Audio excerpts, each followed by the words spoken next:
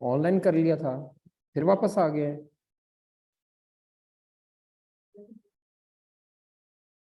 अच्छा, chest infection हो गया था। ऑनलाइन वाले टेस्ट नहीं दे रहे, तो मैं एक्सेस टर्मिनेट करवाने का सोच रहा हूँ। सबकी फिजिकल में से भी जो टेस्ट नहीं दे रहे, उनकी एक्सेस टर्मिनेट हो जाएगी। क्लास में भी नहीं घुसने दूंगा, फीस भी जब्त हो जाएगी। ठीक है लड़कियों, उम्मीद है आपको समझ आ गई होगी, क्योंकि कल कॉल शॉल आ जानी है आपको। मैंने उन्हें कहा है कि देखें कौन से लोग हैं, कितने लोग हैं जो असल में पेपर दे रहे हैं, और जो पेपर नहीं दे रहा बस फिर उसकी एक्सेस टर्मिनेट कर दें। क्या ज़रूरत है, ऐसे ही हमने बच्चे ज़्यादा इकट्ठे किए हुए हैं, पता लग जाए कितने स्टूडेंट हैं अपने, और टेस्ट वाले भी पता चल जाएंगे। तो ऐसे ही। अच्छा जी, आ जाए नोट्स पर आए, ज़रा क्वेश्चन हमने करना है। व्हाट्सएप आया आपको?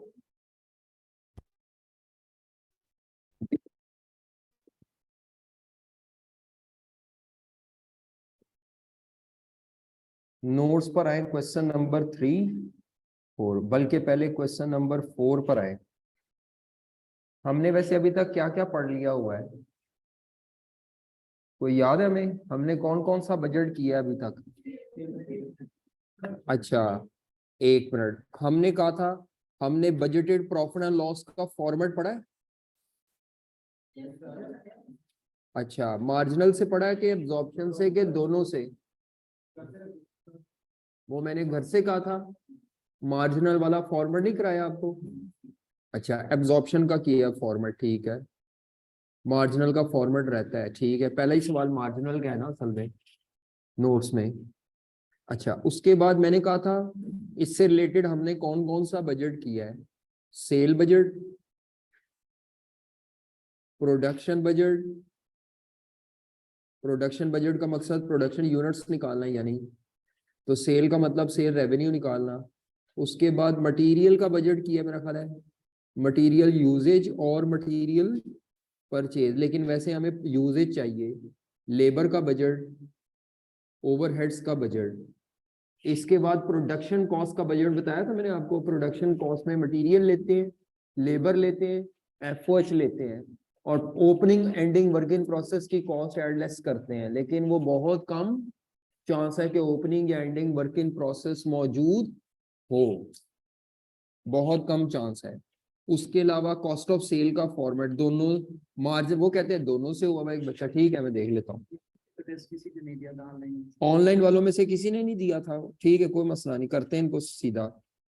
आपने बस ये आइडेंटिफाई करना है कब कौन सी बच्चे ने कब एडमिशन ली है, और दूसरी बात है कौन से ऐसे बच्चे हैं जो रेगुलर करते हैं, वो बाद में देखते हैं इनको जरा। सारे पूरे होंगे इंशाल्लाह, देखना, या फीस आया करेंगे। घर के लिए दिया था मार्जिनल से, ठीक है। ये सारों के अब्बू को बुलवाते हैं घर से, उनसे पूछते हैं कि पैसों दरख्त पे लग रहे हैं आपके, क्या वजह, आपके बच्चे क्यों नहीं टेस्ट दे रहे, वो जगह हमें भी बता दे जहां से नोटू गिर रहे हैं आपके घर में, असी भी उतो ही नोट इकट्ठे कर लिए है। अच्छा, तो प्रोडक्शन कॉस्ट बजट के लिए क्वेश्चन 4 पे आए। क्वेश्चन 4 पे आए। लास्ट टाइम हमने प्रोडक्शन कॉस्ट का बजट किया था,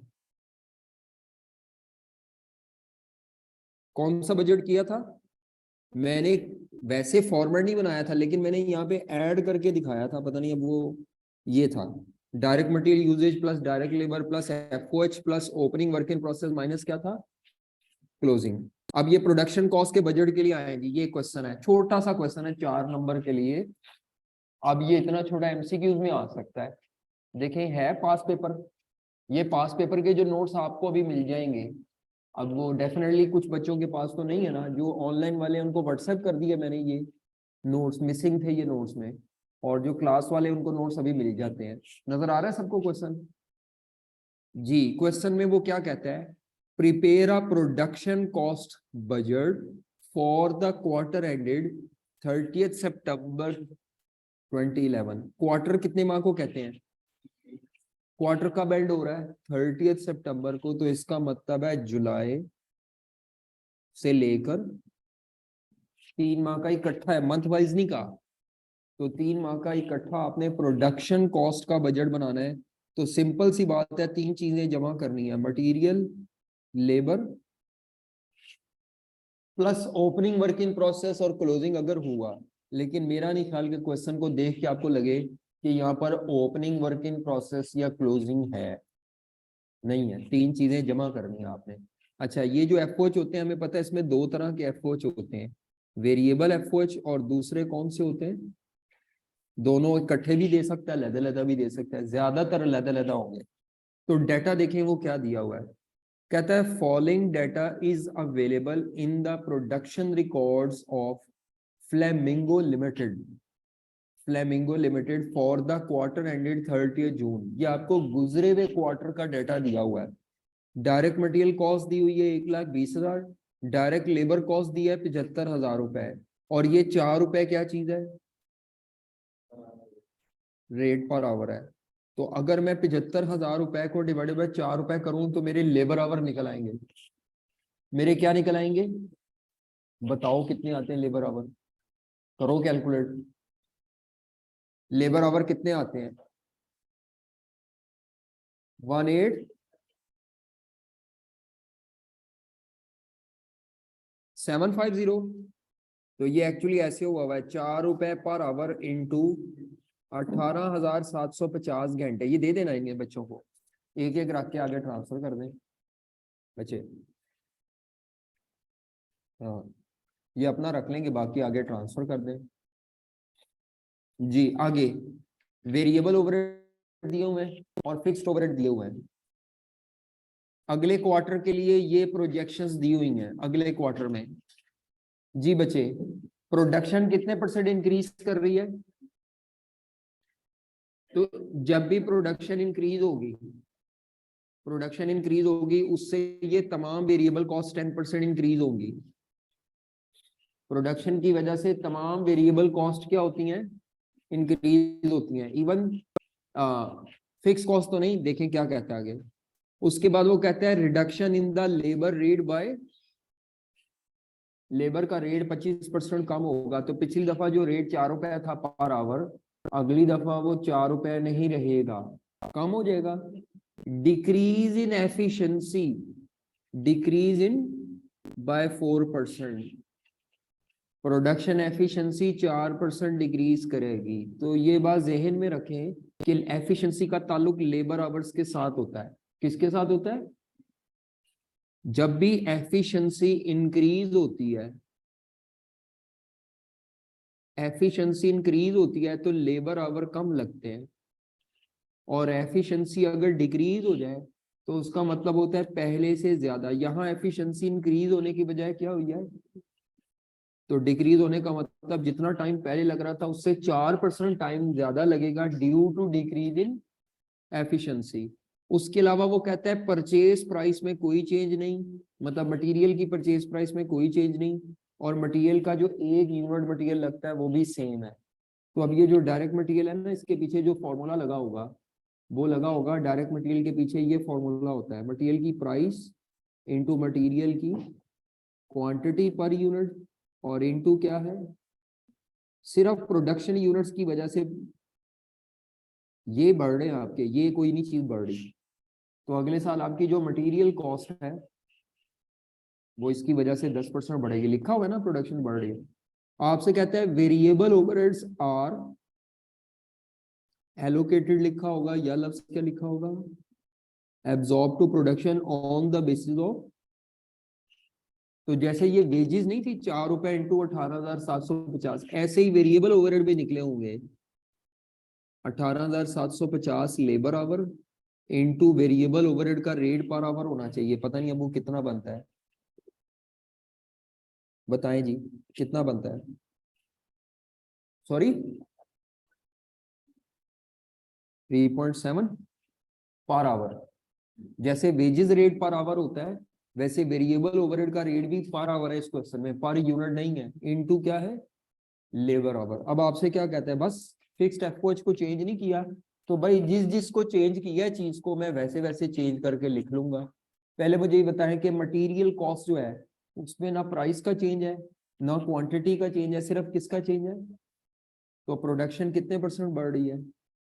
तो मटेरियल को हम 10% बढ़ा लेंगे। लिखे पहले फॉर्मेट बनाए सिंपल, 4 लाइनों में सवाल हल हो जाना है।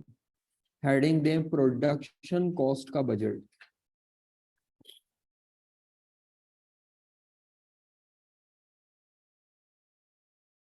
प्रोडक्शन कॉस्ट का budget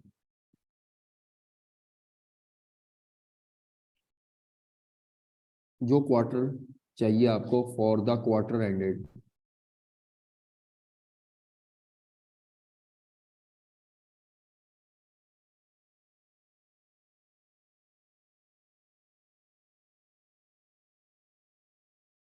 for the quarter ended 30 सितंबर 2011। जी लिखे जी। इसमें सबसे पहले क्या आएगा? Direct material cost plus direct labour cost plus variable overheads cost और प्लस। अच्छा इसमें से अब कौन सी फिगर बताएं जी, कौन सी फिगर है जो उसने चेंज नहीं की? कॉपी करें उसको फिर, क्योंकि मार्जिनल कॉस्टिंग से नहीं ना का निकालूं, तो ये एब्जॉर्प्शन से मैं निकाल रहा हूँ और फिक्स्ड एफओएच प्रोडक्शन कॉस्ट का पार्ट है, ये सेम है।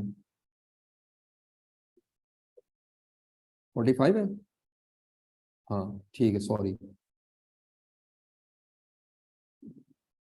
बजटेड प्रोडक्शन कॉस्ट, कोई opening closing work in process नहीं है। अच्छा कोई बच्चा मुझे ये बता सकता है कि लेबर का वेजेस रेट कितना था पहले? 4 रुपए। अब 4 रुपए तो नहीं रहेगा, अब 4 रुपए तो नहीं रहेगा। उसने कहा है कि लेबर का वेजेस रेट 25% कम करना है, तो 4 रुपए पर आवर है इंटू 0.75, 3 रुपए per hour into labour our अगले साल के डिफरेंट है। अब वो लेबर आवर कैसे चेंज होंगे? देखें मैंने आपको बताया था, अगर आपको याद हो, मैंने आपको ये बताया था कि जो डायरेक्ट लेबर की कॉस्ट होती है ना वो होता है wages rate per hour into labour our per unit into, ये पूरा फॉर्मूला होता है। अब मैंने कहा था हमारा जो बजटिंग का चैप्टर है वो इनको इकट्ठा कर लेता है और इसको अलग रखता है। अब मुझे ये बताओ क्वेश्चन के मुताबिक वेजेस रेट में क्या कोई चीज 25% कम होगा, मैंने कम कर दिया 3 रुपए। प्रोडक्शन कितने परसेंट बढ़ेगी? और एफिशिएंसी चेंज, जब एफिशिएंसी चेंज होती है ना तो ये labour our per unit change हो रहे होते हैं, लेकिन मेरे पास लेबर आवर पर यूनिट मौजूद, एफिशिएंसी 4% डिक्रीज कर रही है। डिक्रीज करने का मतलब है पहले से 4% टाइम क्या लगेगा, ज्यादा लगेगा। अब आपने, मेरे पास तो अब रकमें कुछ भी नहीं है, जो रकमें थी मैंने चेंज कर ली, तो मैंने इसको तो चेंज कर लिया 3 रुपए, लेकिन वो जो घंटे हैं वो मेरे पास टोटल मौजूद है, टोटल मौजूद है, तो मैं 18,750 को चेंज करूंगा। 18,750 को चेंज करूंगा। को बता सकता है कैसे चेंज होगा? माइक ऑफ रखें। 18,750 कैसे चेंज होगा? जी नए लेबर आवर मैं निकाल सकता हूँ, पुराने लेबर आवर थे 18,750 इंटू एफिशिएंसी की वजह से 4% बढ़ेंगे, डिक्रीज्ड एफिशिएंसी, और वॉल्यूम कितने परसेंट ज्यादा बनाना है, ये एफिशिएंसी में कमी की वजह से आपने, इनएफिशिएंसी की वजह से होगा, और ये प्रोडक्शन 10% ज्यादा होगी जी। 4 5 ये वर्किंग कर लें, न्यू लेबर आवर। ये वैसे मैंने रेफरेंस के लिए लिखा था। इसका मतलब है मैं ये जो आंसर था ना, इस आंसर को भी चेंज कर सकता था 75,000 रुपए को टोटल इकट्ठा ही 75,000 को पहले इंटू 1.04 करता, बल्कि वो 25% की भी डिक्रीज जो लानी थी वो उस आंसर पे ले आता। बहुत से तरीके, मैथ है। नहीं समझ आ रही? समझ आ रही है क्या कर रहा हूँ? जी बेटा बताओ। इसका मतलब नए घंटे 450, 21,450 जी। क्या था ये टोटल? 643। तो वेरिएबल ओवरहेड भी निकाल ले इसी की मदद से।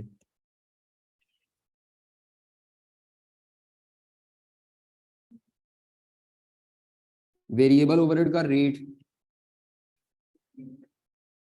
कितना था? उसमें कोई कमी शमी नहीं थी मेरा ख्याल, 3.7 पर आवर। इनटू पुराने आवर तो नहीं लेने, अब इसके भी नए आवर लेने हैं। 21,450 लेबर आवर्स जी। ये बताओ।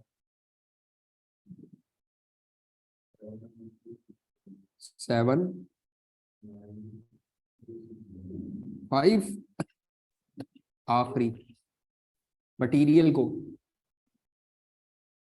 1,20,000 रुपए का मटेरियल था। ऊपर में बता कर आया था कि मटेरियल कैसे निकाल, अच्छा मैंने मिटा दिया मटेरियल।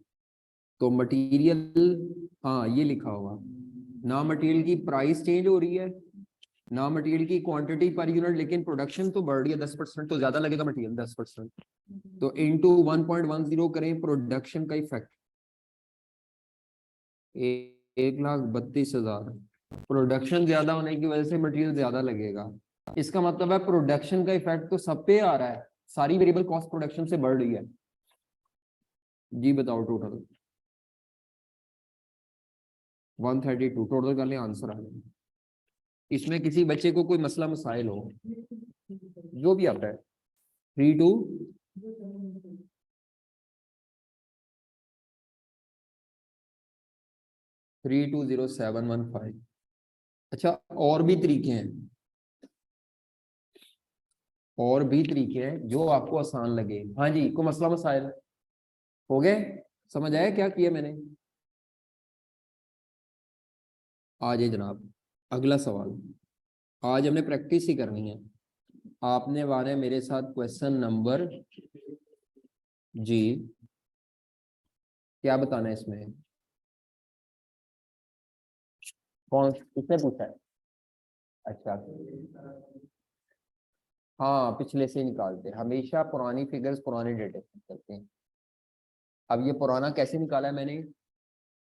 वेरिएबल ओवरहेड का ये फॉर्मूला होता है, वेरिएबल ओवरहेड का रेट पर labour our into labour our per unit into production units. ये होता है कॉस्ट अकाउंटिंग में फॉर्मूला। अगर हम इसको मल्टीप्लाई कर ले तो ये टोटल लेबर आवर आ जाते हैं ना। तो ये आपको इसका जवाब दिया हुआ था, ये जवाब दिया हुआ था। ये घंटे हमने 18,750 लेबर से निकाले हुए थे, तो ये बैलेंसिंग फिगर आ गई थी पुराने डेटे से।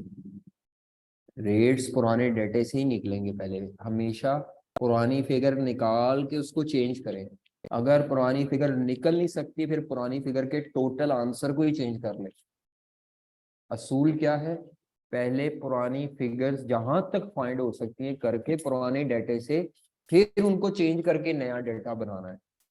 और अगर पुरानी फिगर बिल्कुल ही नहीं निकल सकती, जैसे मटेरियल में नहीं निकल पाई, कोई चीज नहीं निकल पाई, उसके 3 एलिमेंट्स होते हैं मटेरियल के, ये लिखे हुए मैंने, प्राइस क्वांटिटी इनटू प्रोडक्शन। तीनों में से एक भी एलिमेंट नहीं था मेरे पास, तो मैंने जवाब को पकड़ के ना पुराने, बस उसी को 10% बढ़ा दिया, क्योंकि मेरे पास उसके बाकी एलिमेंट्स की डिटेल ही कोई नहीं थी जी।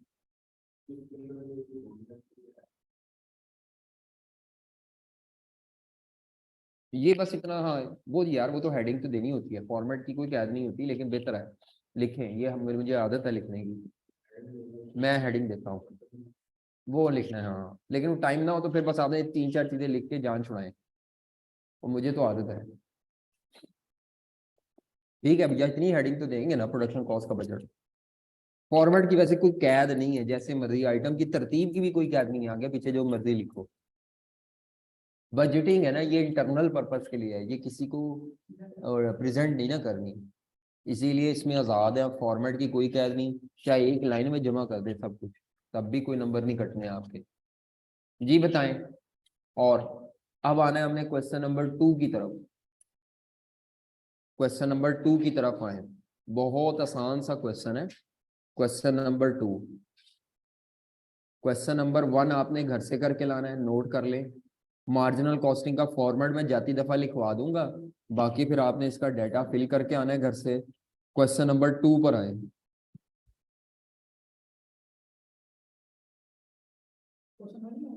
हैं, क्वेश्चन 1 होमवर्क में जी। क्वेश्चन नंबर 2 पर आए। ये देखने में बड़ा लंबा चौड़ा सा सवाल है, लेकिन ये भी आसान सा क्वेश्चन है।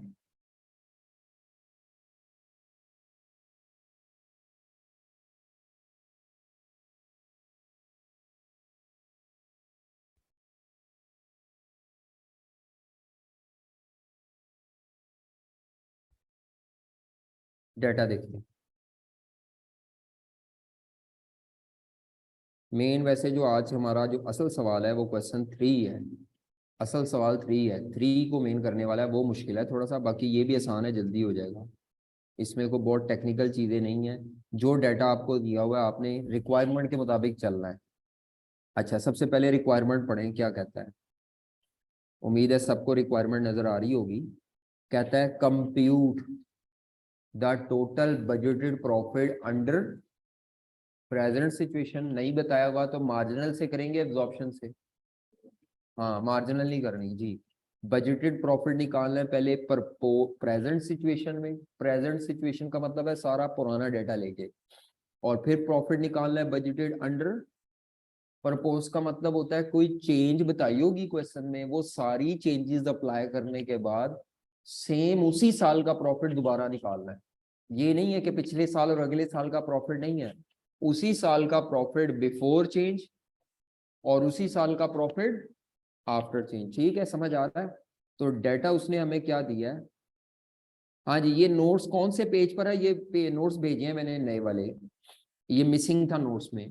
कहता है द होम अप्लायंसेस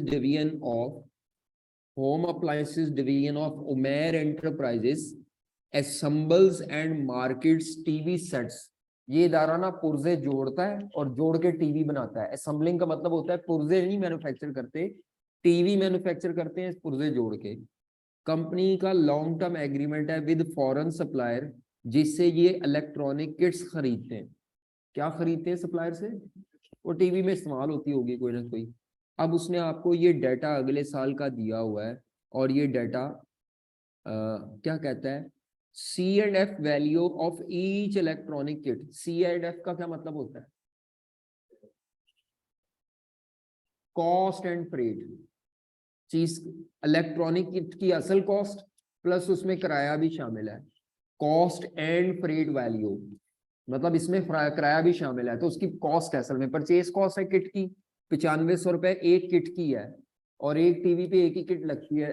असम्पशन है, ना बताया हो तो एक प्रोडक्ट टीवी के ऊपर एक किट लगती है, हर जगह ये असम्पशन है। एक वॉशिंग मशीन में एक मोटर लगती है, एक लैपटॉप है तो उसमें हालांकि दो भी हार्ड हो सकती हैं, लेकिन एज्यूम किया जाता है ना बताया एक हार्ड लगती है। रैम भी कितनी लगती है? एक लगती है, ना बताया हो तो बिल्कुल ऐसे ही है। नेक्स्ट, इंपोर्ट रिलेटेड खर्चे कितने हैं जो इसमें नहीं शामिल किए हुए, वो 900 रुपये है। तो असल में फिर आपके जो किट आपकी पास पहुंचती है वो 9500 तक की नहीं पहुंचती। हमें किट जो मिलती है वो 10,400 रुपए की पड़ती है ना। इंपोर्ट ड्यूटी भी कॉस्ट का पार्ट बनती है, सबको पता है। Next, variable cost of local value addition. Value addition का मतलब होता है कि आप किट मंगवाते हैं, किट के साथ कुछ चीजें मिला मलू के पुर्जे जोड़ के जब आप टीवी बनाते हैं ना, तो टीवी बनाने के प्रोसेस को वैल्यू एडिशन कह रहा है। कि लोकली आप जब टीवी को मैन्युफैक्चर करते हैं तो उसके ऊपर further manufacturing cost variable nature की क्या लगती है, 3500 रुपए की। तो इसको सादा जबान में हम कह सकते हैं variable production cost other than kit की कॉस्ट जो भी है, किट के अलावा बाकी लोकल वैल्यू एडिशन, किट के ऊपर जो इजाफा किया जाता है वो 35 रुपए का खर्चा किया जाता है। वेरिएबल सेलिंग कॉस्ट 900 रुपए की है। वैल्यू एडिशन प्रोडक्शन को कहते हैं, ठीक है, याद रखना लग गया। वैल्यू एडिशन कहते ही मैन्युफैक्चरिंग को है, और वैल्यू एडिशन होता ही फैक्ट्री में है। ये सेलिंग है 900 रुपए। अब ये सारी पर यूनिट दी हुई थी, फिक्स 12 मिलियन की ये टोटल में है, फिक्स्ड एफओएच है। फिक्स सेलिंग कितनी है जी 9 मिलियन। कहता है fixed overhead are allocated on the basis of budgeted production which is 5000 unit. अगर फिक्स्ड एफओएच को पर यूनिट निकाले ना तो वो 5000 के बजटेड प्रोडक्शन की बेस पे निकाल सकते हैं पर यूनिट। यानी अगर आपको पर यूनिट की जरूरत पड़े तो 12 मिलियन डिवाइडेड बाय क्या कर सकते हैं, तो ये फिक्स्ड कॉस्ट पर यूनिट आ जाएगी। कोई बता सकता है कितनी आती है? पता नहीं जरूरत है हमें कि नहीं है, लेकिन उसने ये बता दिया कि वो 5000 की बजटेड प्रोडक्शन पे बेस था। 2400 फिक्स्ड एफओएच का है, फिक्स सेलिंग नहीं का। आगे चले, हमारी कंपनी का क्या नाम है, जिस कंपनी के लिए हमने सवाल हल करना है उसका नाम याद रखना है आपने, ओमेर एंटरप्राइज, जो असल में मैन्युफैक्चरर है, जो टीवी को क्या करता है, हाँ जी संभल करता है। The present supply chain, supply chain का मतलब होता है आपका बिजनेस किसको सप्लाई करता है, वो आगे से फाइनल कस्टमर तक चीजें कितने हाथ से गुजर के जाती है, उस सारे प्रोसेस को बोलते हैं सप्लाई चेन। मसलन मैं चीज खुद बना के खुद ही बेचता हूँ फाइनल कंज्यूमर को, तो सप्लाई चेन में कोई मिडल मैन इन्वॉल्व। लेकिन अगर मैं किसी आगे होलसेलर को दूं, होलसेलर आगे रिटेलर को दे, रिटेलर आगे से कस्टमर को दे, फिर इसका मतलब है सप्लाई चेन में 2-3 पार्टीज इन्वॉल्व है और तमाम पार्टीज अपना मुनाफा ऐड करती हैं बीच में, ठीक है। तो प्रेजेंट सप्लाई चेन क्या है, जो आपकी उमेर एंटरप्राइज की कंपनी है वो डिस्ट्रीब्यूटर को सेल करती है। किसको सेल करती है? और डिस्ट्रीब्यूटर को जो सेल करती है वो सेल प्राइस कैसे तय होती है, कॉस्ट ऑफ प्रोडक्शन प्लस, तो इससे सेल प्राइस निकल आएगी उमेर एंटरप्राइज की, कॉस्ट ऑफ प्रोडक्शन प्लस कितने परसेंट ऐड करना है मार्कअप है, मार्जिन नहीं कहा उसने, मार्कअप ऐड करना है, ठीक है, सेल प्राइस निकल आएगी। डिस्ट्रीब्यूटर से आगे चीज किसको जाती है, 10% मार्कअप नहीं का, मार्जिन का है। होलसेलर से किसको सेल होती है, रिटेलर को, फिर मार्जिन है। और रिटेलर से फाइनल कंज्यूमर को जाती है, और फाइनल कंज्यूमर को जिस प्राइस पे जाती है उस प्राइस का नाम है रिटेल प्राइस, वो कितने परसेंट मार्कअप पे है। अब ये सेल प्राइस तक पहुंचना है, ये जब जब अगर आपको जरूरत पड़े रिटेल प्राइस की तो आप ये सारी चेन में आगे जाएंगे। आगे चले, कहते हैं performance of the division had not been satisfactory for the last few year. हमारी जो कंपनी है ना जो टीवी शीवी बनाती है, इसकी परफॉर्मेंस अच्छी नहीं है। एक कंसल्टेंसी फर्म हायर की थी आपने, जिसने कहा कि ये 4-5 स्टेप्स ले लें तो आपका प्रॉफिट बढ़ जाएगा। पहला स्टेप उन्होंने क्या रिकमेंड किया है, reduce the existing supply chain by eliminating distributor and, वो कहता है आपने एक मिडल मैन बहुत रखे हुए हैं, वो सारा मुनाफा तो मिडल मैन खा जाते हैं। उमेर एंटरप्राइज अपने टीवी को होलसेलर को निकाल दे बीच में से, उसको ना दे टीवी, किसको निकाल दे बीच में से, अब आपकी चेन में से वो जो पहले होलसेलर को डिस्ट्रीब्यूटर को इससे जाती थी ना वो टीवी, अब उनको नहीं जाएगा। समझ आ रही है? इसका मतलब है पहले हम देते थे होलसेलर को, नहीं सॉरी, हम देते थे डिस्ट्रीब्यूटर को, डिस्ट्रीब्यूटर देता था होलसेलर, आगे से रिटेलर। अब बीच में से 2 पार्टीज निकल गई, क्या बचा, सिर्फ एक रिटेलर। हमारी कंपनी उमेर एंटरप्राइज और दूसरी पार्टी कौन है, रिटेलर। आगे दूसरा step, reduce the retail price. Umer enterprise अपनी प्राइस को कम ना करे, बल्कि वो जो फाइनल रिटेलर की प्राइस थी ना, अब मुझे नहीं पता वो कितनी थी, वो 5% कम कर दो ताकि कस्टमर को चीज सस्ती मिले। तीसरा काम क्या करें, offer sales commission to retailer. Retailer को भी कमीशन एजेंट टाइप बना लो और उसे कहो भाई टीवी हमारा ही है, तुम्हें टीवी नहीं बेचना, मैं तुम्हारी दुकान पर टीवी रख रहा हूँ, बस जिन्हें टीवी बेचेगा हर टीवी के बदले तुम्हें मैं कमीशन कितने परसेंट दूंगा, 15% ऑफ रिटेल प्राइस। तो एक किस्म का हमने रिटेलर को भी बीच में से अलहदा कर दिया, उसे भी कहा हम तुम्हें चीज नहीं बेचेंगे, टीवी हम खुद ही बेच रहे हैं, बस तुम हमारे एजेंट के तौर पर टीवी बेचो और हम तुम्हें उसके बदले क्या देंगे, कमीशन है, तुम एजेंट हो। पहले तुम लेते थे ना जो टीवी शीवी जिससे भी, वो सब फारिग है, अब हम खुद आ गए फ्रंट में। समझ आ रही है? तो कंपनी को प्रॉब्लम क्या थी, कंपनी की सप्लाई चेन बड़ी लंबी चौड़ी थी, मिडल मैन जितने इन्वॉल्व थे वो सारे अपना मुनाफा ऐड करके वो चीज की कीमत भी बढ़ गई और हमारी कंपनी के हिस्से में भी कुछ नहीं आया। तो हमने दरमियान में डिस्ट्रीब्यूटर को निकाला, होलसेलर को निकाला और रिटेलर का स्टेटस चेंज कर दिया, उसे कहा जी आपने कमीशन पे काम करना है तो करें, और कमीशन कितने परसेंट देंगे, और जिसको चीज कमीशन पे दी जाती है उसको बेच नहीं रहे होते, उसके पास रख रहे होते हैं अमानतन, बेचो और कमीशन ले लो। आगे चले, वो कहता है और क्या करें, आपके टीवी कई दफा खराब भी होते हैं, उनकी आफ्टर सेल सर्विस प्रोवाइड करें, आप पहले सर्विस नहीं दे रहे, बताया नहीं हुआ था। उसके अलावा एडवर्टाइजमेंट करें कि भाई कंपनी खुद आ रही है, अब कंपनी कम प्राइस पे लॉन्च कर रही है ये वो, और एडवर्टाइजमेंट पे खर्चा कितना करेंगे, 5 मिलियन। ये सारी चेंजेस बताई हैं, आखिरी चेंज थी एडवर्टीजमेंट। उसके बाद वो कहता है इसकी वजह से, ये सारे स्टेप्स की वजह से होगा क्या, कंपनी की जो डिमांड है, डिमांड का मतलब है जो सेल है, वो कितने टीवी सेट से बढ़ जाएगी, क्योंकि सवाल में इन्वेंट्री नहीं है, तो पहले 5,000 टीवी की बजटेड प्रोडक्शन और सेल थी, इन्वेंट्री ना होने की वजह से प्रोडक्शन भी 5,000 थी, सेल भी। अब कितनी होगी, 60। और average cost of providing after sale service, after sale service provide करने में खर्चा कितना होगा, क्या कहते हैं, क्या ये बात समझ आ रही है आपको कि पुराना डेटा क्या है, नया डेटा क्या है। नए डेटे में कुछ एक्स्ट्रा खर्चे आए हैं, कोई बता सकता है कौन कौन से नए खर्चे आए हैं।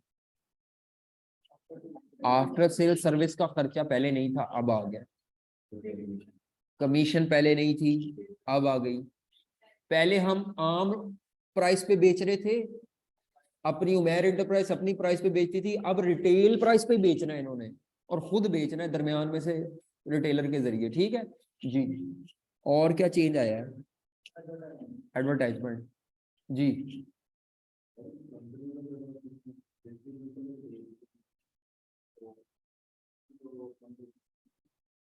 हाँ वहां से कमा लिया ना, लेकिन कम कमाया है ना। जब इदारे को पता हो कि दरमियान वाली पार्टी बहुत ज्यादा है तो इदारा अपना प्रॉफिट कम रखता है, और जब वो सारों को दरमियान से निकाल दे तो उन्होंने जितना प्रॉफिट रखना था वो सारा आपको मिलता है बाद में। शुरू में ऐसे ही होता है, इदारे अपनी चीज को बेचने के लिए दरमियान में लोगों को इन्वॉल्व करते हैं और उन्हें कहते हैं आप अपना प्रॉफिट ऐड करें, कोई मसला नहीं। जब चीज पॉपुलर हो जाए तो उन मिडल मैन का जितना प्रॉफिट था वो किसके हिस्से में जाएगा। नो डाउट उमेर एंटरप्राइज प्रॉफिट कमा रही थी, मसला ये नहीं था, मसला ये था प्रॉफिट कम था। उसने ये नहीं कहा लॉस में जा रहे हैं, उसने कहा हमारी परफॉर्मेंस सेटिस्फैक्ट्री नहीं है बहुत ज्यादा, मतलब प्रॉफिट इतने अच्छे नहीं है। जी बताएं, समझ आ रही है कि नहीं समझ आ रही।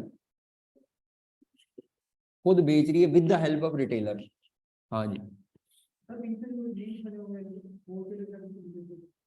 वो सब टूट गए, नसाता है उन्होंने, चलो ये निकलो, कोई और प्रोडक्ट आएगी, कोई और चीज आएगी, इतने सदा की तरह हमने देनी नहीं आपको। कंपनी कह रही है हमने अपना सेटअप बना लिया भाई, हमने आपको देनी नहीं, कर लिया तभी तो उसने डाटा दिया। बाकी ना भी करे सानू की टेंशन है, सीधे प्रॉफिट कैलकुलेट करके देना है। आपको इस चीज की क्या टेंशन है कि रिटेलर नहीं मानेगा, ना माने, चीज हमारी है, हमने उसको दी थी, हमने कहा था ये बेच रहे हैं आपको, अब कंपनी कहती है हमारी पॉलिसी चेंज होगी। अब कंपनी ने एक नोटिफिकेशन निकालना हमारी पॉलिसी चेंज होगी, अब से कोई डिस्ट्रीब्यूटर होलसेलर को नहीं मिलेगी पान, रिटेलर के तौर पे आना है तो आ जाओ। हम देते ही सिर्फ रिटेलर को है, वो जो डिस्ट्रीब्यूटर या होलसेलर उन्हें भी कहा कि रिटेलर बनना है तो आ जाओ, मैन कमीशन पे आ जाओ लेने, चीज बेचनी नहीं है हमने अब आपको। आफ्टर सेल सर्विस भी नहीं देते, आप देंगे आप वो, मतलब उसको बताने के लिए। चलो टाइम कम है, स्टोरियां कम बनानी है, पहले सबसे पहले फॉर्मेट बनाना है। क्या करना है? चलो बनाओ फॉर्मेट। इन्वेंट्री कोई नहीं है इसमें, सिंपल सा सवाल है। तो मैं पहले फॉर्मेट बना रहा हूँ प्रेजेंट सिचुएशन में। कंपनी का जो भी नाम है, हमारी कंपनी का नाम है उमेर एंटरप्राइजेस और budgeted profit and loss statement under present situation. A part कर रहे हैं।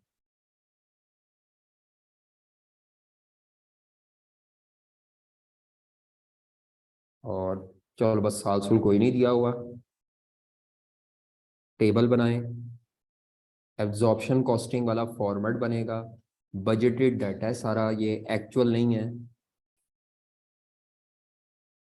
तो 2 कॉलम बनाएंगे।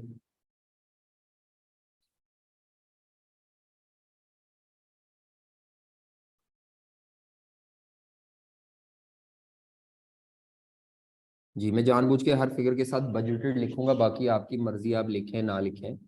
तो सबसे पहले बजटेड सेल्स रेवेन्यू पहले लिख लें, बाद में फॉर्मेट में फिगर प्लग इन करेंगे। बजटेड सेल्स रेवेन्यू लेस क्या करेंगे जी? Budgeted cost of sales.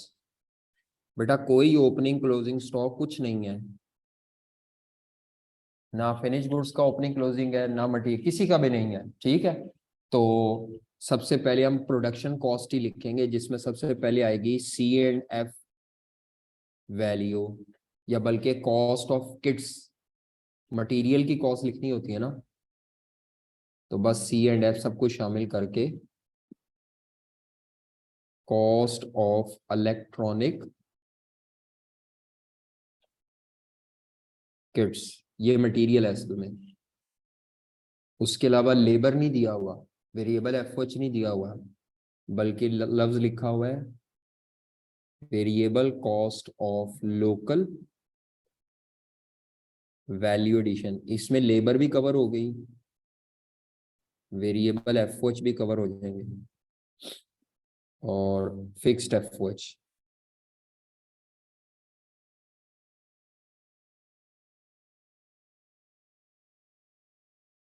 इन तीनों को जमा करेंगे तो ये आपकी प्रोडक्शन कॉस्ट भी है और यही कॉस्ट ऑफ सेल भी है।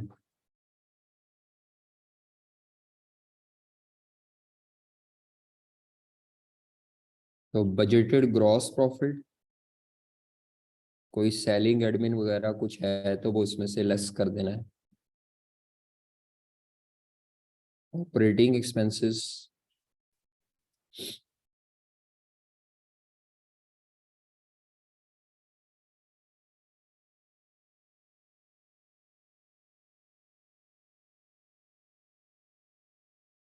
जी है कोई सेलिंग एडमिन? है जी, फिक्स सेलिंग एडमिन है।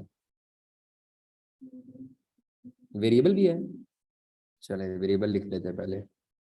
वो वैसे तो कैद कोई नहीं है, जो मर्जी पहले लिख लें। वेरिएबल सेलिंग एडमिन भी है।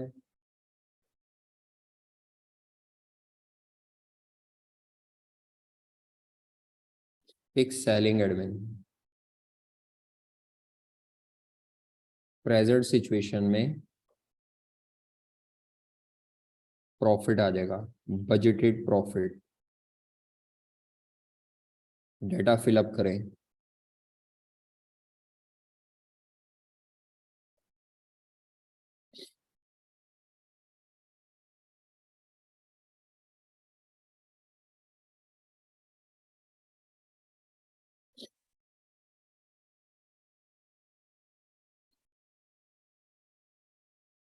मैं नीचे से शुरू कर लेता हूँ। फिक्स सेलिंग कितनी थी? वह तो वैसे तो तरतीब कोई भी हो सकती है इस सवाल में, सिंपल 9 मिलियन, थाउजेंड्स कॉमन ले लें, बहुत बड़ी बड़ी फिगर्स आ जाएंगी नहीं तो। 9,000।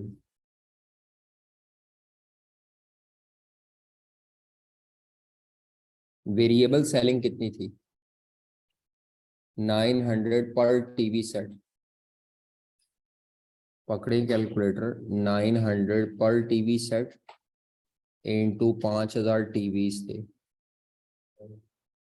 40 टोटल करें,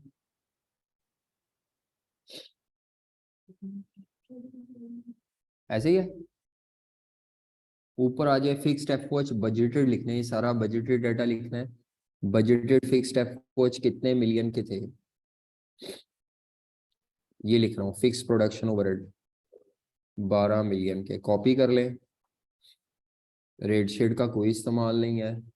variable cost of value addition 3500 रुपए थी पर टीवी सेट, इंटू 5000 टीवी, 17। अच्छा जी, किट की कॉस्ट क्या थी, 9500 प्लस 900 रुपये उस पर इम्पोर्ट ड्यूटी पड़ती है, तो 10,400 रुपये इंटू 5000 टीवी सेट्स। जी बताओ, 10,400 इंटू 5000, 50।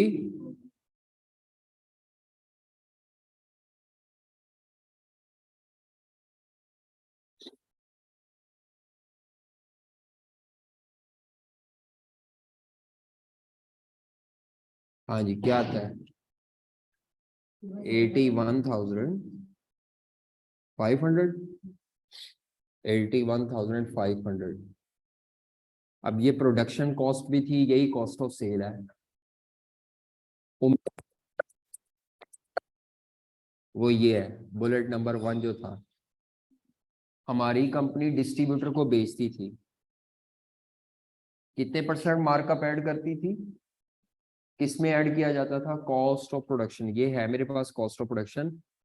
तो जो आपकी कंपनी थी उसकी कॉस्ट ऑफ प्रोडक्शन थी 81,500 रुपए, इसमें 25% मार्कअप ऐड करना है,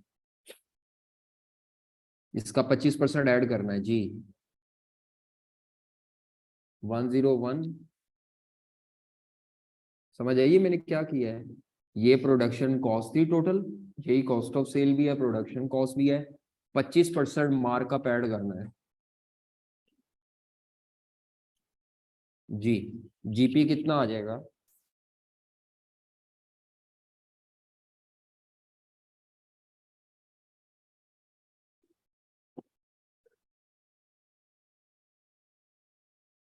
टू 20375। चेक करें, ये बात समझ आई है क्या किया था मैंने।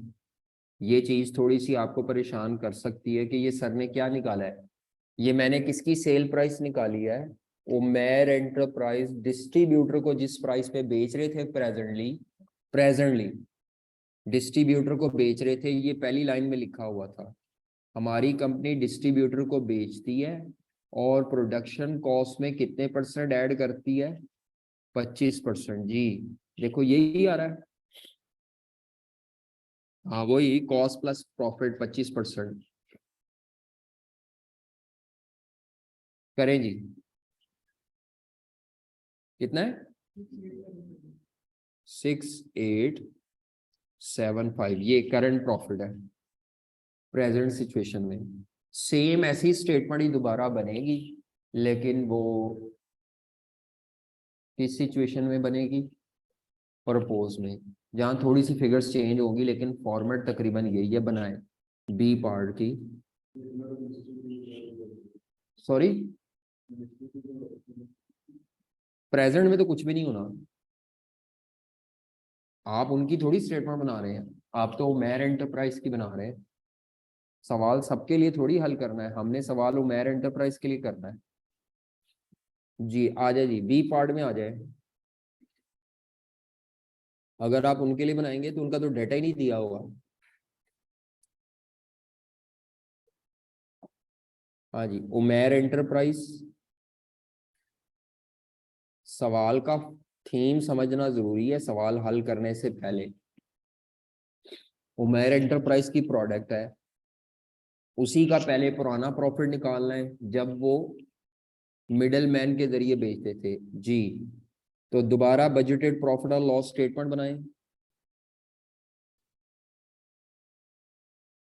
अभी नहीं पता इररेलेवेंट है कि रेलेवेंट है जी। Budgeted profit and loss statement primarily तो वैसे वो इररेलेवेंट नजर आ रहा है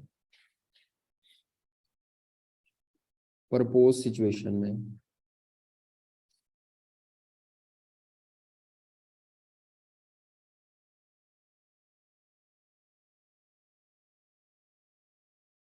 वही फॉर्मेट शॉर्मेट बनाए।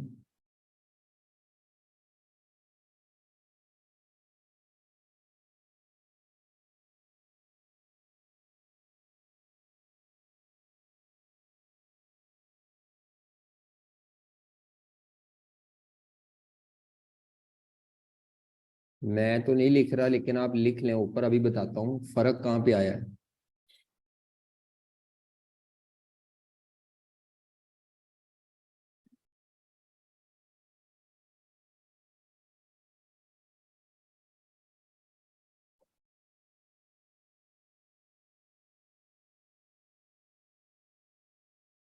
पहली लाइन में हम लिखते हैं बजटेड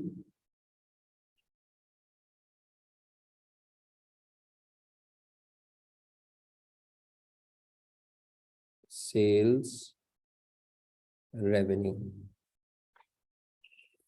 बजटेड सेल्स, कोई बच्चा बता सकता है कि पहले हमारी कंपनी किसको चीजें बेच रही थी? इसका मतलब है ये वाला रेवेन्यू था फ्रॉम डिस्ट्रीब्यूटर। हमारी कंपनी को ये रेवेन्यू कहाँ से कमा रही थी? फ्रॉम। आगे वो कितना कमा रहा है वो हमारा ताल्लुक नहीं था। हमारी कंपनी का क्या नाम था? हम बेचते थे डिस्ट्रीब्यूटर को, वो आगे से बेचता था। हमारी प्रोडक्ट ही होती थी लेकिन प्रॉफिट ऐड करके। होलसेलर बेचता था आगे से और रिटेलर बेचता था फाइनल। कंज्यूमर उसको कहते हैं जो इस्तेमाल के लिए चीज लेता है। कस्टमर में और कंज्यूमर में फर्क होता है। कस्टमर वो होता है जो आगे बेचने के लिए चीजें ले रहा है, ये सारे कस्टमर हैं अगली पार्टी पिछले का। लेकिन कंज्यूमर नहीं है। ये भी हमारे सब्जेक्ट का हिस्सा है। But is difference between customer and consumer. Customer means वो पार्टी जो आपसे चीजें खरीद तो रही है लेकिन यूज नहीं कर रही, वो आगे रीसेल कर देती है। कंज्यूमर वो पार्टी होती है, वो कस्टमर होता है जो यूज करने की नीयत से चीज लेता है। समझ आ रही है? तो ये हमारा प्रेजेंट केस था कि हमारे कस्टमर ये थे। अब जो चेंज आ रहा है वो क्या आ रहा है? हाँ जी, ये बीच में से निकल गया, ये बीच में से निकल गया। बताओ और क्या चेंज आया है? रिटेलर को भी एजेंट कमीशन बनाया हमने। कमीशन एजेंट मतलब ये बीच में से वैसे निकल गया, कमीशन एजेंट है। हम असल में डायरेक्ट कस्टमर के सामने आ गए हैं। समझ आ रही है? नहीं, रिटेलर अब आपका एजेंट है। वो कमीशन जो ले रहा, कमीशन एजेंट होता है वो। हम उसको टीवी बेच नहीं रहे, हम उसे कहते हैं तुम अपनी दुकान पे रख के टीवी बेचो, तुम्हें कमीशन बस हमने देनी है, टीवी हमारा ही है। तीनों निकल गया बीच में से। हाँ, प्राइस अब कंपनी तय कर रही है। तो कंपनी ने तय कर दी है, क्वेश्चन में बताया है कि वो जो रिकमेंडेशन है वो ये है कि जो पुरानी रिटेल प्राइस थी, रिटेल प्राइस, पुरानी वाली जो रिटेल प्राइस थी उसको कितना कम कर दें। हाँ, अब उमेर एंटरप्राइज अपनी प्राइस को नहीं छेड़ेगी, बल्कि जो ये वाली रिटेलर की प्राइस नहीं थी जो कस्टमर को रिटेल प्राइस होती थी, उसको 5% कम करके नई रिटेल प्राइस पे बेचेंगे। और नई रिटेल प्राइस निकालना ही काम है सवाल में, और कुछ नहीं है। मार्कअप मार्जिन से चल के आपने नई रिटेल प्राइस तक पहुंचना है।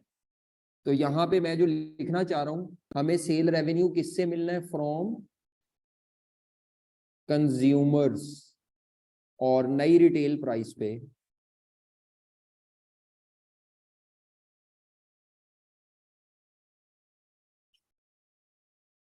क्या आपको ये थीम समझ आया है? कि पहले जो उमेर एंटरप्राइज की सेल प्राइस होती थी वो बड़ी कम होती थी शायद। अब वो अपनी पुरानी प्राइस छोड़ के रिटेलर वाली रिटेल प्राइस को पकड़े और उसे कहते हैं भाई ये अब हमारी प्राइस है, तो उसी सारे साइड पे हो जाओ। प्राइस भी बहुत ज्यादा कम नहीं की, सिर्फ कितने % कम की है? लेकिन पुरानी पता होगी तो नहीं आ सकती है ना। पुरानी उसने लिखा हुआ सवाल में कि उमेर एंटरप्राइज अपनी प्राइस को कम नहीं करे 5%, उसने लिखा हुआ है reduce the retail price by, retail price ऊपर लिखा हुआ है। रिटेल प्राइस क्या होती है? वो जो रिटेलर कंज्यूमर से चार्ज करता है, ना कि उमेर एंटरप्राइज। ठीक है, फॉर्मेट बना लेते हैं, फिर फिगर्स पे आते हैं जी। बजटेड सेल रेवेन्यू के बाद लेस क्या आना है? वही budgeted cost of sale.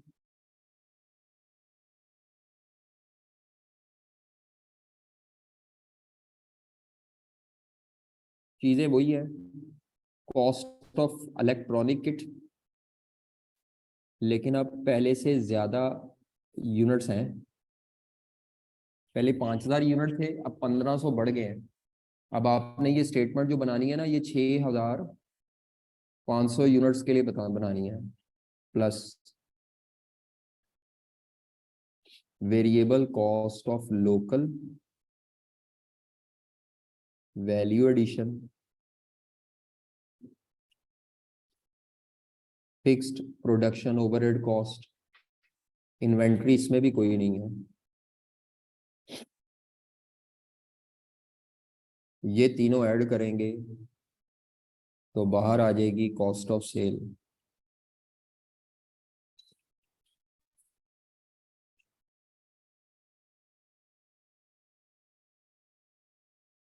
Gross profit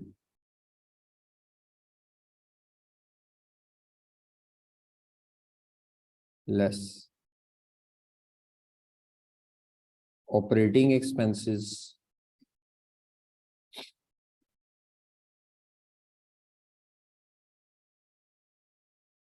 तो वेरिएबल सेलिंग एक्सपेंसेस जो पुराने वाले थे, जैसे फिक्स्ड सेलिंग एक्सपेंसेस। अब जो नए एक्सपेंस आ रहे हैं वो लिखें। नए एक्सपेंसेस कौन कौन से आ रहे हैं? कमीशन कॉस्ट ऑफ रिटेलर, और आफ्टर सेल सर्विस भी सेलिंग कॉस्ट होती है। After sale service cost, after sale service. Advertisement cost भी थी कोई, देख लेना जरा कौन कौन सी कॉस्ट है, कौन सी रह गई। मेरा ख्याल है मैंने शायद लिख दी है सारी। आफ्टर सेल सर्विस भी होगी, एडवर्टीजमेंट भी होगी, कमीशन टू रिटेलर भी हो गई, सारे खर्चे हो गए। बस चले आए जरा इधर लिखें, यहाँ पे यहीं से मैं शुरू कर देता हूँ। जो रकमें आसान है, एडवर्टीजमेंट कॉस्ट कितनी आएगी? 5 मिलियन थी। आफ्टर सेल सर्विस कितनी आएगी? 450 रुपए पर टीवी सेट था, इनटू क्या करेंगे? 6,500 यूनिट्स जी।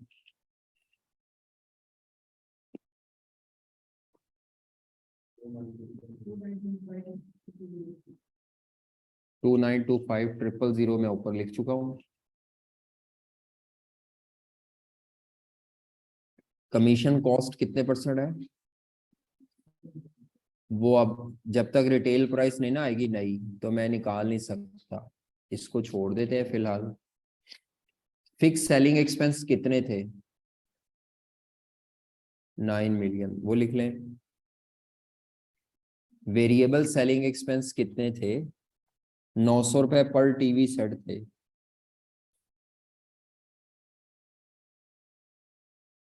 इंटू 6,500 यूनिट्स जी। 580। ऊपर आ जाए फिक्स्ड एफओएच कितने थे?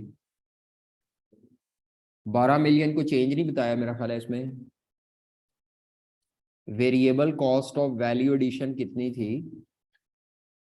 पर यूनिट 3,500 रुपए थी। इंटू 5,000 यूनिट्स से पहले, लेकिन अब 6,500 यूनिट्स, 22,750। उसके बाद इलेक्ट्रॉनिक किट की कॉस्ट थी 10,400 रुपए।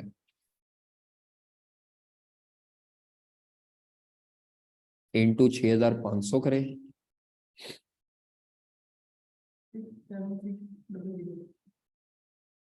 टोटल कर लें।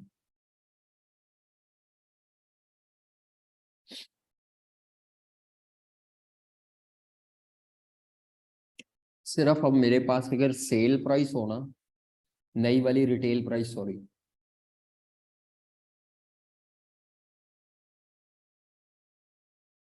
वन जीरो टू जीरो, ये अगर कमीशन भी तभी आ सकती है जब मेरे पास सेल प्राइस आएगी। तो अब आप नीचे वर्किंग करें, लिखें, हेडिंग दें वर्किंग 1,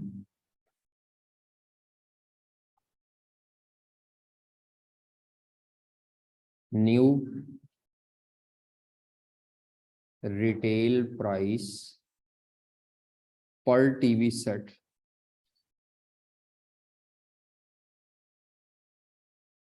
क्या देनी है? New retail price. उसने कहा था पुरानी वाली रिटेल प्राइस को कितना चेंज करना है, तो पहले अब आपने पुरानी वाली रिटेल प्राइस निकालनी है। मैं यहाँ पे इस तरह फ्लो चार्ट बना रहा हूँ। उमेर एंटरप्राइज पहले किसको बेचता था? डिस्ट्रीब्यूटर को। डिस्ट्रीब्यूटर आगे किसको बेचता था? होलसेलर को। होलसेलर किसको बेचता था? और रिटेलर आगे बेचता था कंज्यूमर को। तो रिटेलर की सेल प्राइस हमें चाहिए असल में। उमेर एंटरप्राइज की सेल प्राइस क्या थी? अगर मैं उमेर एंटरप्राइज की सेल प्राइस पर यूनिट देखूं तो मेरे पास उनकी टोटल सेल मौजूद थी प्रेजेंट 10,1875,000।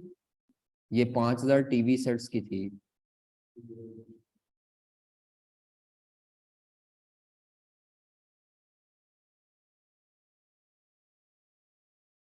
अभी ये मैं प्रेजेंट सॉल्व कर रहा हूँ, पहले पुराने डेटे से। जी, कितनी थी पुराने टीवी सेट की? उमेर एंटरप्राइज बेचते थे किसको? डिस्ट्रीब्यूटर को। तो किस प्राइस पे बेचते थे? 2।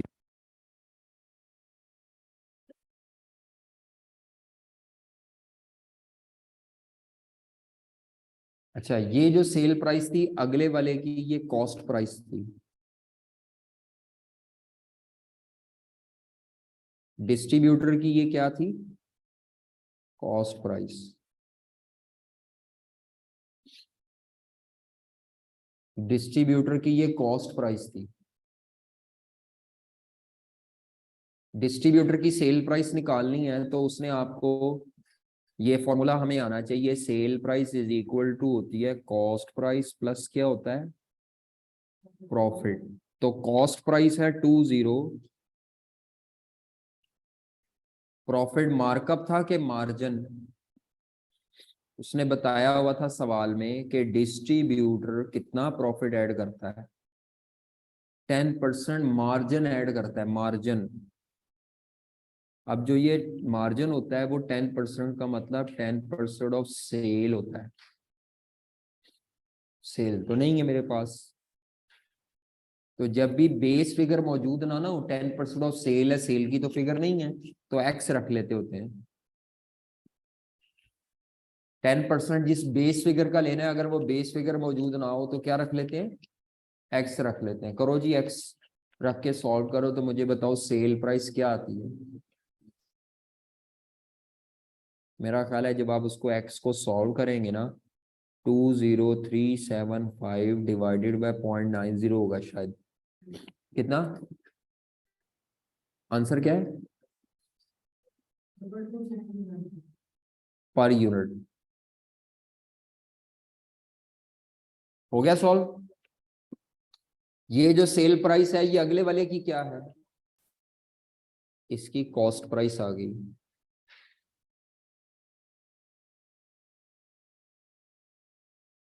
डबल टू, और इसकी सेल प्राइस के लिए हमें देखना पड़ेगा कि मार्कअप दिया हुआ है कि मार्जिन दिया हुआ है। तो उसने कहा था कि वो 4% मार्जिन ऐड करता है। तो sale price is equal to cost plus profit. Margin add करते हैं 4%। तो मार्जिन में सेल प्राइस नहीं है, एक्स रख ले। जी बताएं जी।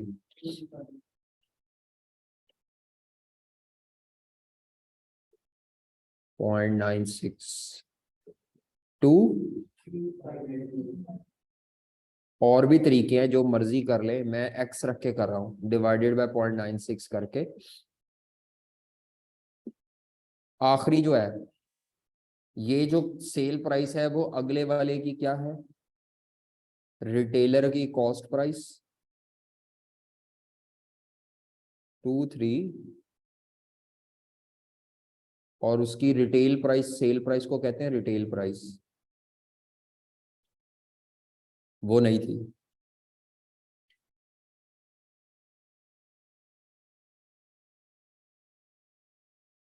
अब ये मार्कअप मार्जिन ही सॉल्व कराया हुआ है हालांकि, और कुछ नहीं है ये। अच्छा, कितना मार्कअप ऐड करते थे, 10% मार्कअप। हाँ जी, रिटेलर अपनी कॉस्ट पे 10%, तो 10% कॉस्ट पे लेना है, कॉस्ट मौजूद है, तो इसकी सेल प्राइस या रिटेल प्राइस आ जाएगी 25,940। ले जी, ओल्ड रिटेल प्राइस आ गई। ये पुरानी वाली प्रेजेंट रिटेल प्राइस है, जब ये सारी इस तरह चेन के जरिए चीजें बिकती थी। उमेर एंटरप्राइज डिस्ट्रीब्यूटर को, डिस्ट्रीब्यूटर आगे से होलसेलर, होलसेलर आगे से, और रिटेलर कस्टमर को किस प्राइस पे बेचता था, 25,940 का एक टीवी सेट। तो नई रिटेल प्राइस क्या होगी, लिखे हेडिंग दें, new retail price, new retail price. तो पुरानी रिटेल प्राइस को 5% रिड्यूस कर देना है, 4% कम करना है कि 5%, 5% बेटा। तो 25,940 रुपए का टीवी सेट की पुरानी रिटेल प्राइस थी, और उसको 5% कम करना है।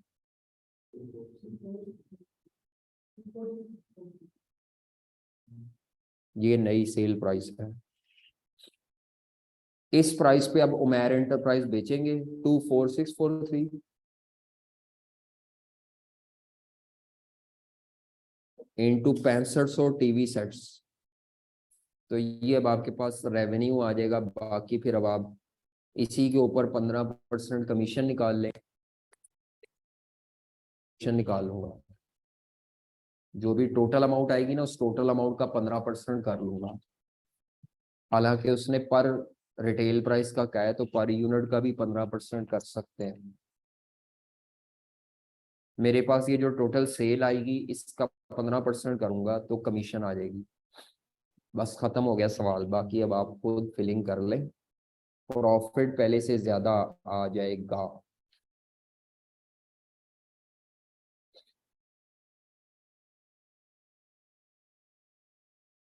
फिक्स्ड एफओएच सेम है, उसने बढ़ाने को कहा ही नहीं था कि फिक्स्ड एफओएच बढ़ेंगे या कम होंगे, क्योंकि फैक्ट्री की फिक्स कॉस्ट चेंज नहीं की। ये जो एडवर्टीजमेंट है ये सेलिंग में आती है।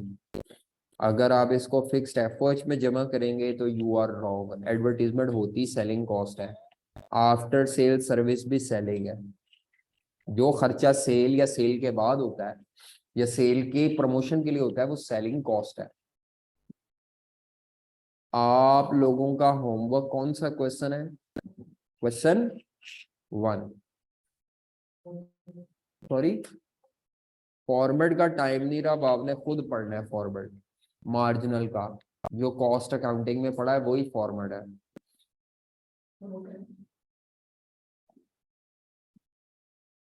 वो कहते हैं production, fix production overhead unit पे डिपेंड नहीं कर रहे जी, यूनिट पे डिपेंड कर रहे हैं, लेकिन बजटेड अगर रेट गिवन हो, अगर रेट गिवन होता फिक्स्ड एफओएच का, फिर भी चेंज होते नहीं, फिर भी नहीं चेंज होने थे। टोटल में दिए हुए हैं तो ये बजटेड इनकम स्टेटमेंट में टोटल में ही कॉपी हो जाते हैं बेटा, ये रेट का कोई यूज नहीं। ये सिर्फ तब इस्तेमाल होता है जब इन्वेंट्री हो, अदरवाइज बजटेड इनकम स्टेटमेंट में पूरे टोटल अमाउंट ही कॉपी कर देनी है, रेट के जरिए एब्जॉर्ब नहीं करना है। बजटिंग है ये, बजटिंग। चलो आपने क्वेश्चन नंबर 1 करना है, 2 को ये रिवाइज करना है, 4 करना है रिवाइज जो हमने आज किया है, 3 हम कल करेंगे, फिर उसके बाद आगे कुछ पढ़ेंगे, फिर हम कर सकते हैं अगले सवाल। जी क्या मार्जिनल का फॉर्मेट है नोट्स में? जी बिल्कुल है, नोट्स में है, फॉर्मेट दिया हुआ मैंने। ठीक है चलो, ओके, अल्लाह हाफिज।